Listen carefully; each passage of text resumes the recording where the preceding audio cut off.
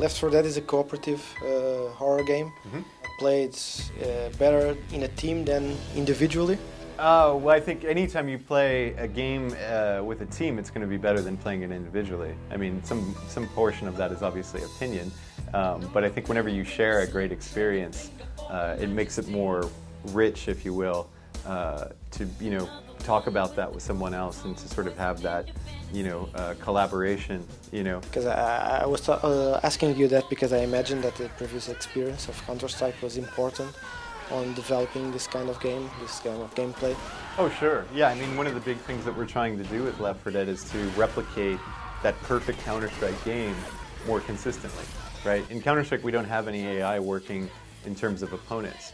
So it's really up to the two teams to create that nice balance and sort of those peaks and valleys, of drama and then still quiet before the peak, And in Left 4 Dead, what we're saying is, okay, one side of is all AI controlled, so we have some ability to sort of schedule the peaks and valleys and sort of take this team on the roller coaster ride. And one of the big examples, or one of the big goals, is to replicate that game that you had in Counter-Strike with your friends when you barely won at the last minute and something really cool happened for you to win it at the end, and after the game everybody was emailing each other or texting each other about like, wow, that was great, blah blah blah, and we're trying to get that more consistently with Left 4 Dead. But playing with 4 people, let's say, there's a cooperative mode that will help all the team to go further in the game. How important is this collaboration? Can one player step aside and leave the team? Or? So we're intentionally making the game almost impossible to beat by yourself. So whether you're playing single player with 3 bots or with all 4 human players, the 4 survivors are going to have the best chances working together. Even if the 3rd and 4th player on your team are pretty terrible, it's going to be handy to have the extra weaponry just following behind you and watching your back.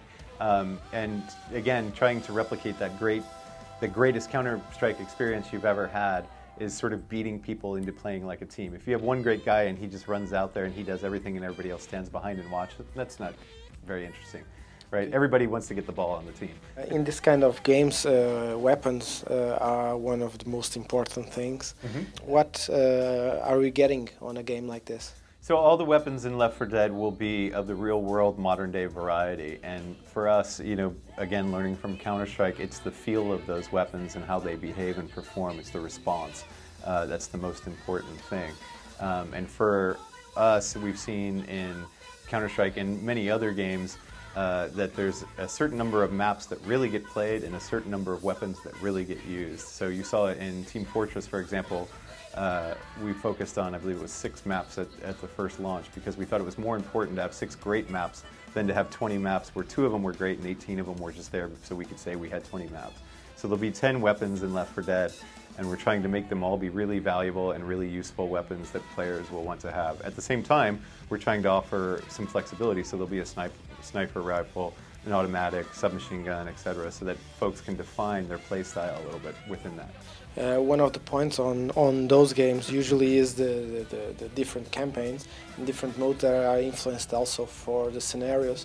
What kind of campaigns are we having, and is it possible to change, edit, or add new maps and scenarios? So the game will ship with 4 sort of sprawling campaigns, each one made up of 5 very large maps. You play through them one at a time, and then you get to a safe room, and it's sort of like a checkpoint where the next map will fire up. At that point, you'll get some statistics and things like that, and sort of tell you how you're doing. And post-launch, like all of our multiplayer games, Team Fortress and Counter-Strike and whatnot, we'll support it with new content and updates and what have you. Well, part of those updates will be to the software development kit for the Source engine, so that folks can create new scenarios for Left 4 Dead, that they can take the AI director and perhaps make some sort of new mod based on that technology. And obviously adding support for Gary's mod so people can sort of do the wacky things they do in Gary's mod with the assets. One of the aspects of Valve's games is the ability of people to invest on its own games, its own map scenarios. What have been the reactions on testing this game with the public? This game, more than any other, we've seen this elevated surprise reaction from people after they play the game. you know, folks hear about it or they read about it, and we meet them and they say, wow, you know, new game sounds pretty cool, and then they sit down and they play it for half an hour, and you know, they're sweating and they have this sort of happy, you know, look on their face, you know, and they're like, wow, it's so much cooler than I thought it was going to be. That's almost universally the response that we get from folks.